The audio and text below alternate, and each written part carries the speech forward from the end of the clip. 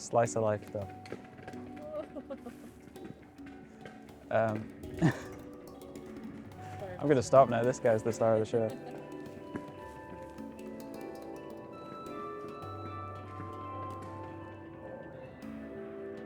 Very loud ball, eh?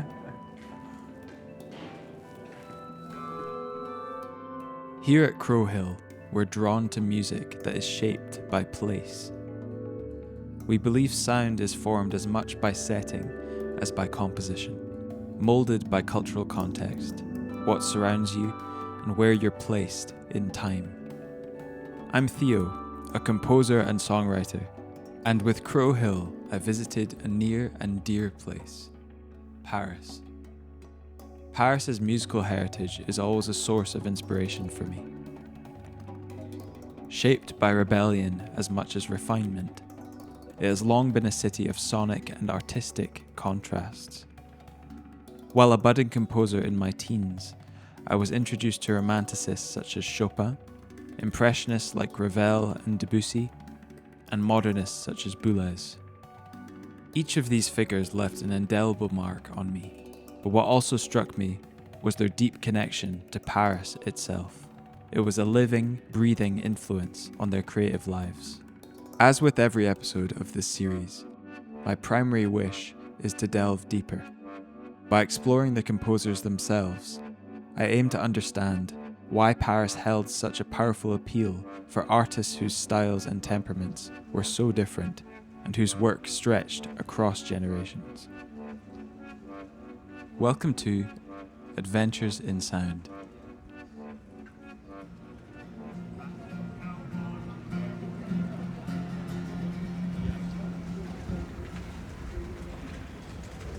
We began our journey on the hilltop neighbourhood of Montmartre to explore one of Paris's most whimsical yet broadly influential figures.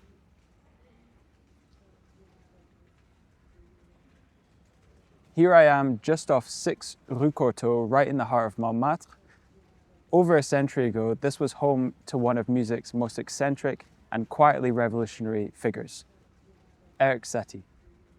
Satie lived here from 1890 to 1898 during a period which many call his Bohemian Montmartre years. At this time, the neighbourhood was a hub of creativity. Loads of artists, poets, and cabaret performers flocked here for the cheap rent and to immerse themselves in the cultural scene.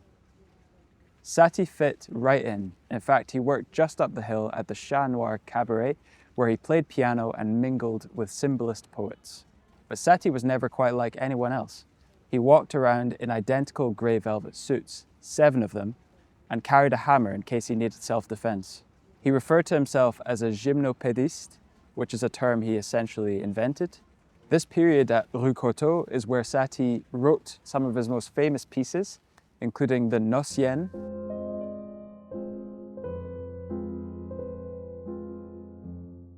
and the Gymnopédie.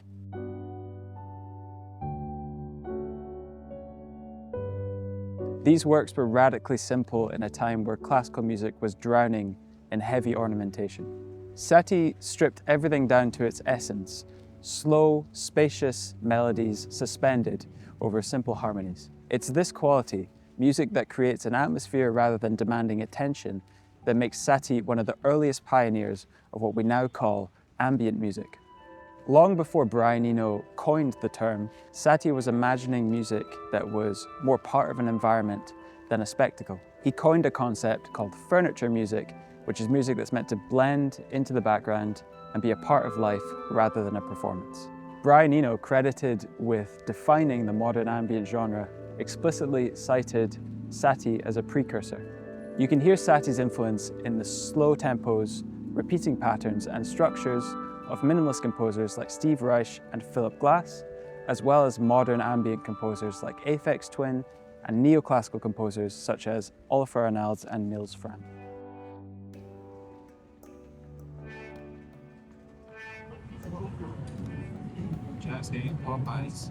In Paris. All the pastry shops in the world, and he's in a fucking...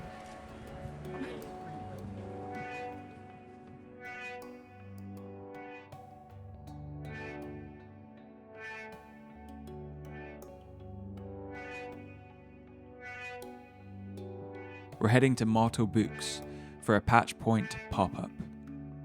Patch Point is a part synth retailer, part hands-on playground, and part learning hub for electronic musicians. It is deeply rooted in experimentation and education, inviting visitors to actively engage with the gear they showcase. I can't help but notice the striking and unique instruments on Darren's table. A few of them being Siet Lombards, which are a family of wooden encased, experimental electronic instruments created by instrument designer Peter Blasser. Rather than following traditional keyboard layouts, they invite intuitive, tactile interaction. I asked Darren if he could walk us through what they are capable of. Grab all the knobs. So now I have you can hear it's much quicker, so it's a multi-tap delay. That's kind of the way that you can. This one is going through a filter.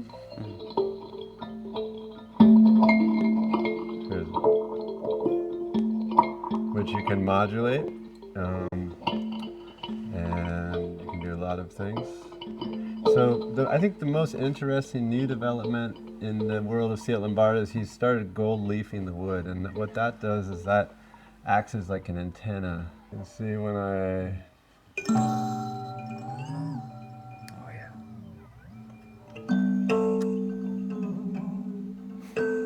you have this, he added these basically added these gestural controllers to the instrument, which is super nice. And you can do those, like a very simple thing I really like to do is just put it into the reverse. So that way you play, let's do it faster so it's, we're on multi-tap. So we're on delay. Huh?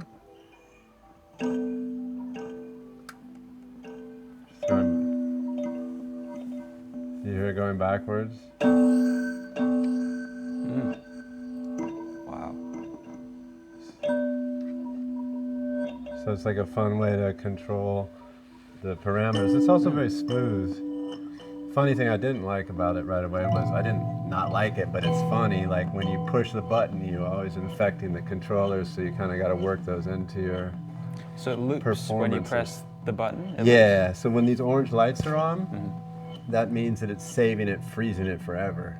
Right. And then you can crank the volume or lower the volume like a mixer. And then that's a good point to go through and show. So basically you have like VCAs on the effects and you have VCAs on the input. So if I grabbed a cable, I could take a VCA. The center section is kind of it's 5 oscillators and they can be linked together.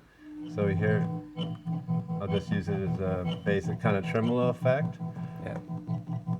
And they're inverted, and it's hard to hear when you're just changing between each other.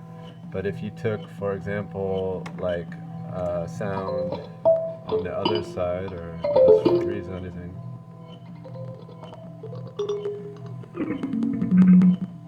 And well, it's probably better with it doesn't really matter. And you put it here, then you have like, it's doing like a rotary effect. So that's so cool, because all the instruments are stereo. So that's like kind of a nice, and then they're like, depending on where you have the feedback set, they'll. So if someone had this instrument, how would one like get used to these parameters? Because I've noticed there's no like labeling at all. Is it just a kind of trial and error thing, and you find stuff that's cool? Yeah, I think that's kind of the concept. I mean, there's a lot of community where they're defining the instruments, and he literally tries to explain them the best he can. It's not like an esoteric thing. He's just really trying to explain the instruments the best he can. Yeah. And it's really just outside of the box of normal instruments, and so there are manuals, and he tells you like what each thing does. So it's, but there's no labeling on the instrument. I think I appreciate that, because then you find stuff that you never would otherwise had it been labeled, Because if you're looking for a particular thing, it's like the labeling helps a lot, but then you'll find stuff that you never would have, usually. Yeah, absolutely. So it's about discovery, I guess, these instruments. Absolutely, and the fun thing with bananas is if you, for example, if you're not thinking about it and you're like, oh, I want to send this also to here, but this is connected to here, then you're also like, Yeah, manipulate. Yeah. so sometimes you accidentally do stuff even if you're trying to do stuff. And, Yeah. it can become really nice because when the things are interacting with each other, they kind of make music with each other, like if some envelope from some sound is affecting another sound, it just kind of gives it a nice thing. Keen to find out more, I want to sit down with Darren to understand Patch Point as an entity and his connection to Paris itself. Why Paris is my question, I guess. Why would you pick here? I fly over a lot, and I'll just see it from the airplane. I've never been here, and I was here for that show in June. I'd never been here before, and it just seems... They have a particular way of looking at and finishing things. I never thought it was a city for architecture or buildings, but the buildings are built really well here. And people have taste in a way, I think. So it seems, and the bookstore, it seemed like something I wanted, someplace I wanted to experience for a bit. So you're getting quite a lot of footfall in here, and people are interested in. Yeah, I would say not tons, but the people who come are super excited to finally be able to, try the instruments. And the funny thing about Paris is a lot of people contacted us and they work. In Berlin, it's in Berlin people are coming at whatever hour, Lisbon too, because there's a lot of tourists. But here, people are oh yeah, can I come in my lunch break? Or I'm coming after work. So only people that have passed through during the day or not on the weekend are people that were passing through. Right. So like us. Yeah. What struck me was how intentionally open Darren seemed to keep the space. Rather than presenting the instruments as precious objects, Patchpoint encouraged me and attendees to touch, test, and play with these remarkable instruments. I was going to ask about this thing.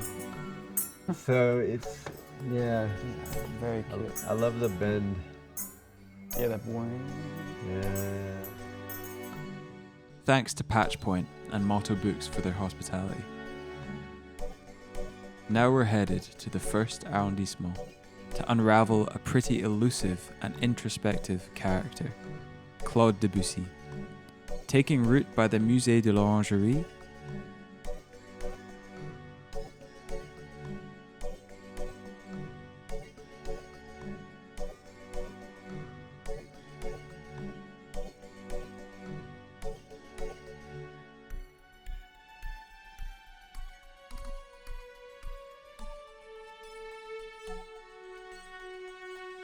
it was a fitting setting to explore parallels between Debussy and Monet, who shared an artistic approach that leans on atmosphere, pacing, and gradual shifts in tone. We're outside the Musée de l'Orangerie, which is home to Monet's vast, immersive water lilies.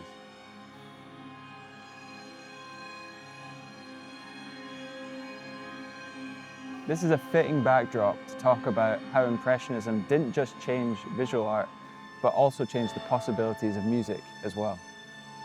Claude Debussy became a cornerstone of the Impressionist movement, although he famously shunned the term. While Impressionist painters like Monet and Renoir were dissolving forms into a shimmering light, Debussy was doing the same with his music. Much like these paintings, Debussy's compositions are undeniably ethereal, and he incorporates a lot of close voicings into his compositions, with the melody becoming quite blurred with the harmony. Instead of following the stricter forms and harmonic rules of the Romantic era, Debussy favored more fluid structures, subtle colors and moods, and harmonies that seemed to float and not resolve in a conventional way. He disliked the dominance at the time of Germanic musical forms, and once quipped that Beethoven's symphonies were too heavy to float. He often incorporated whole tone and pentatonic scales with ambiguous tonal centers, which potentially originated from his visit to the 1889 Exposition Universelle, where he first heard Javanese gamelan music. He later said Western harmony suddenly felt too engineered compared to the circular, shimmering sound of the gongs. Leaving Debussy behind, the next stop is a Chopin recital at a stunning Art Deco venue. Renowned for its exceptional acoustics, the space is crafted like a violin's resonant body, providing an ideal setting for his music. Grounded in Romanticist ideals, Chopin symbolizes a return to the piano as a direct, expressive instrument.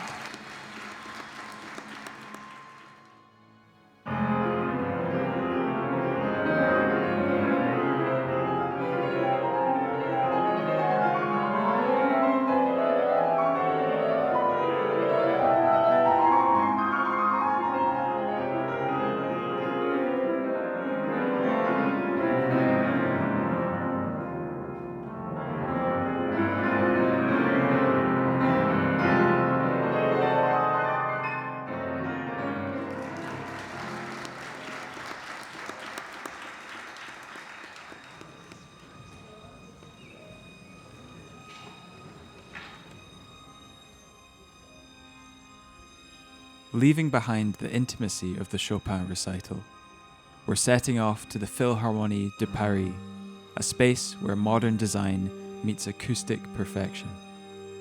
Guided by the pioneering vision of Pierre Boulez, the hall reflects his meticulous nature, conceived to capture every nuance of sound, allowing music to unfold with a remarkable clarity and depth. We're here at the Philharmonie de Paris, built in 2015 in the Parc de la Villette.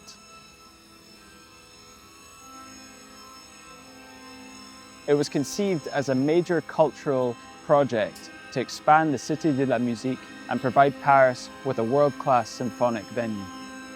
Its largest hall, designed by architect Jean Nouvel, is named the Grande Salle Pierre Boulez, which reflects the association's deep connection with this composer and conductor. Boulez's musical language is defined by structural rigor, sonic innovation, and the rejection of traditional music conventions. He reacted strongly against musical traditions he deemed arbitrary, stylistically stagnant, and overly sentimental.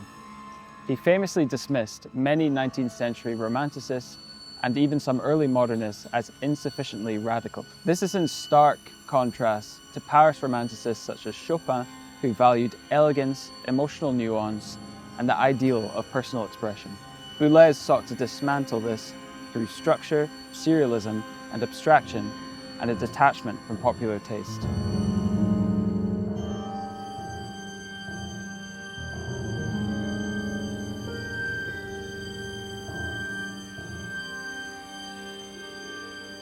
From Satie's quietude to Debussy's ethereal forms, Chopin's intimate romanticism to Boulez's architectural precision, Paris reveals itself as a city that thrives on contrast. It has shown me that a city and a creative life is richest when it embraces these polarities. It's got a flashbang and stuff. Go get dazzled. Alright. 3, 2. And that music does not thrive in perfect isolation, but through the embracing or subverting of attitudes that came before you. I've been to Paris many times, but never with this kind of focus. Experiencing the city through its eclectic musical figures and musical spaces gave familiar places a new depth, and it ended up meaning more to me than I expected.